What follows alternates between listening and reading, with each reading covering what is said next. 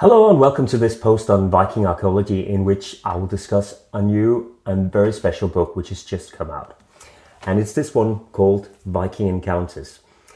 It's very special to me because I've spent a large part of the last 3 years working on it, being one of the editors together with my colleague Anna Pedersen. But if you're into Viking studies, it's likely also to become a very special book to you. And that's because it contains no less than 44 chapters by more than 50 of the world's leading experts on all sorts of Viking. This book is the proceedings of a conference called the Viking Congress, which is held only once every 4 years. It's like the Olympics of Viking studies. And it's been held since the 1950s.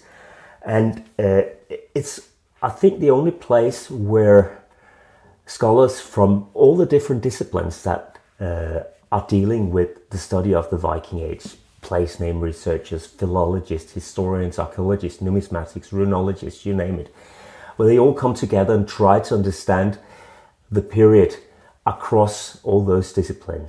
And for that reason, it's also a very special conference because people will meet for a full week and discuss, and there won't be parallel sessions as there is some where everybody hide into their own little family.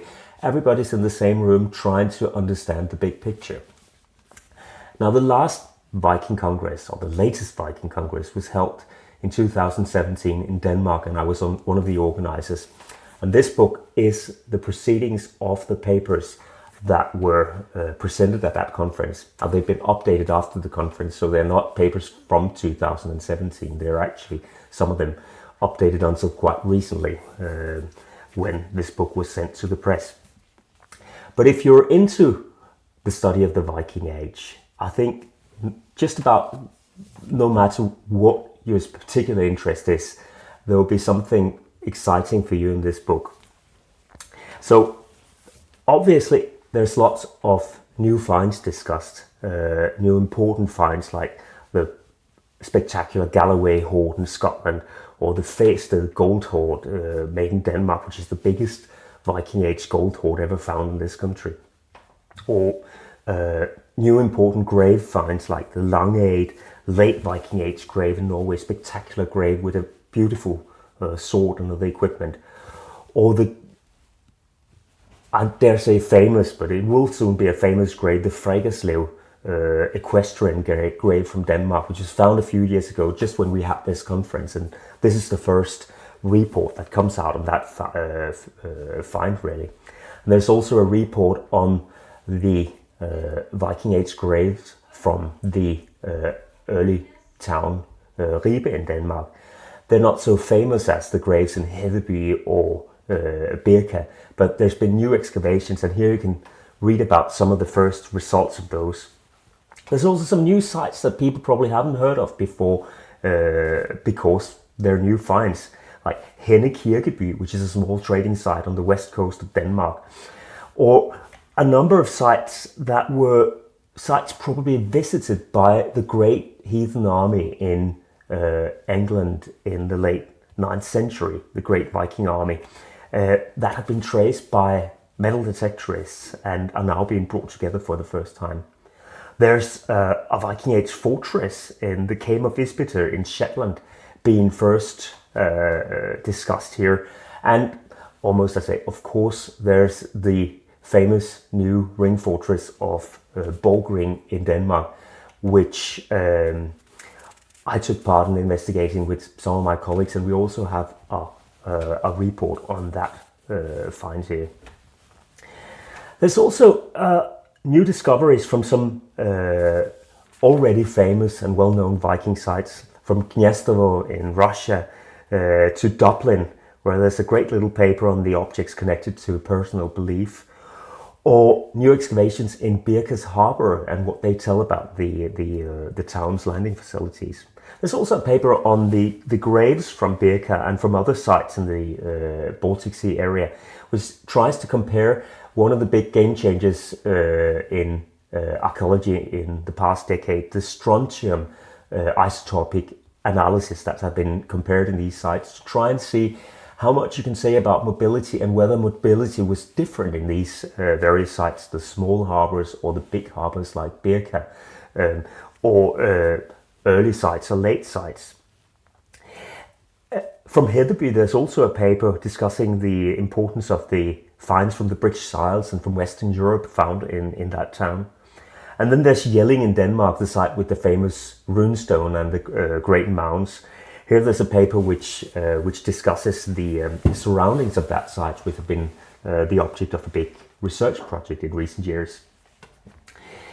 There's also studies that covers whole regions where there's been much new to learn. One paper summarizes the archaeology, the Viking archaeology of Poland, which is probably a region which is not so familiar to many students of the Viking Age. Another paper which surveys recent new knowledge on the Russian East. You can also have the latest thoughts on the outpost in Vinland, in Newfoundland, or the Viking Age finds from Wales in this book. There's a particularly strong set of papers, I think, on the North Atlantic islands. The North Atlantic generally is something where the Viking Congress is really important and really strong, because this may be a small part of the world today, but it was a hugely important part of the Viking world. And the Viking Congress is one of the places where you will meet the scholars from all of these highly dispersed regions and learn about the archaeology of those areas. So here we have, in particular, a group of papers that discusses the first settlement in the early Viking Age in Shetland and in Orkney and in the Irish Sea region.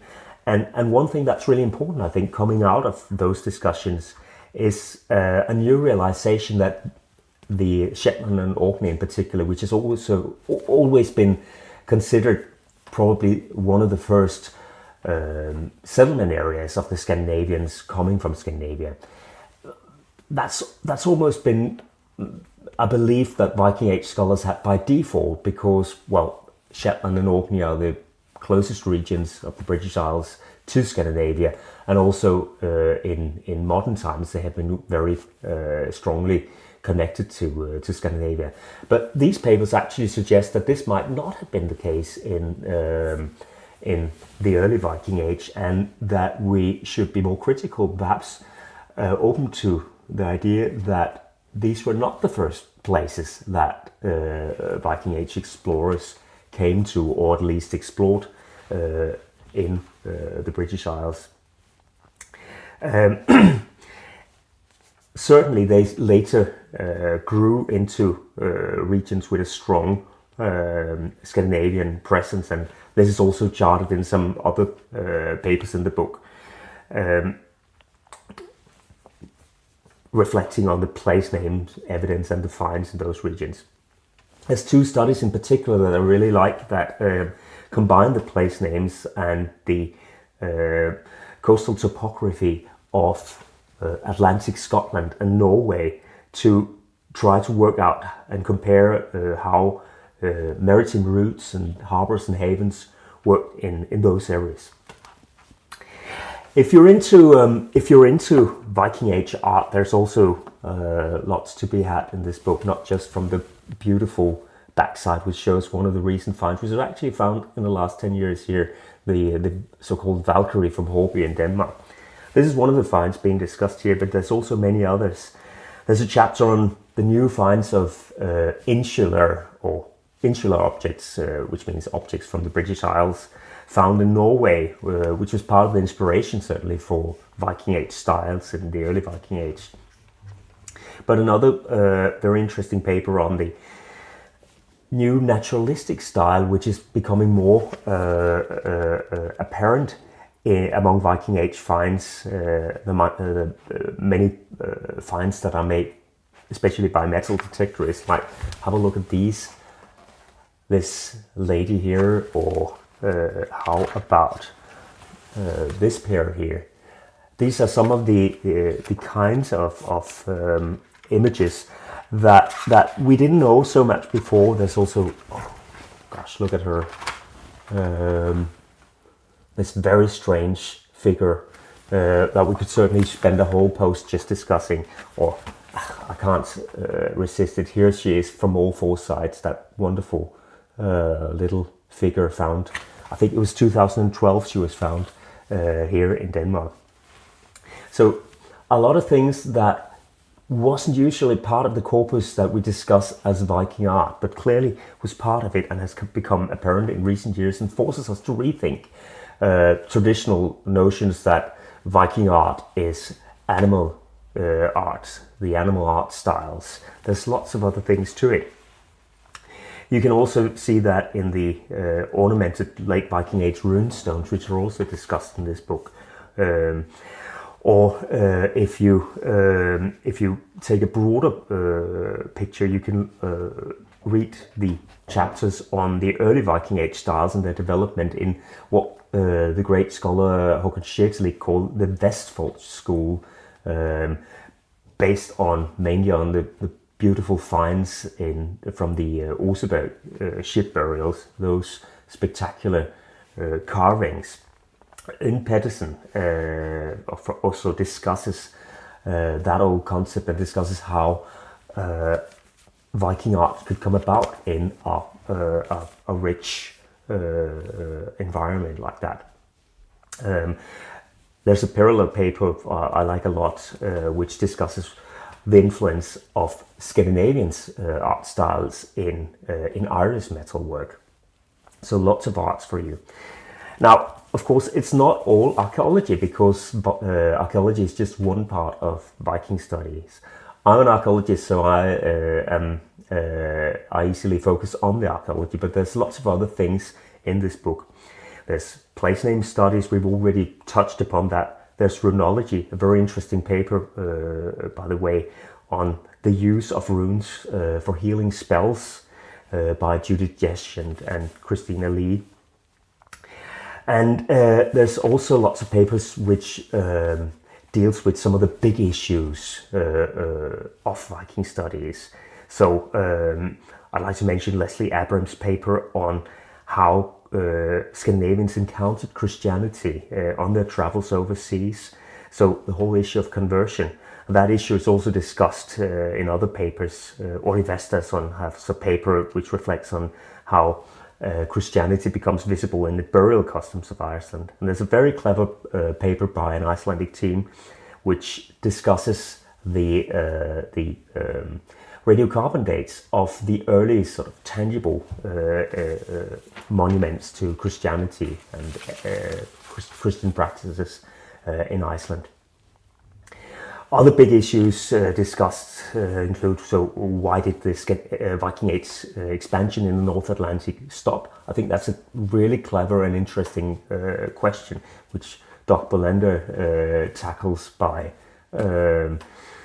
trying to look at the issue from economic terms in economic theory. And there's a discussion by Jon Vidar Sigurdsson on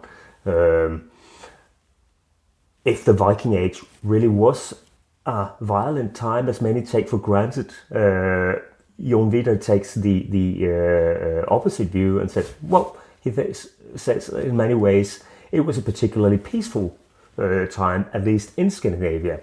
So lots of food for thought in that chapter.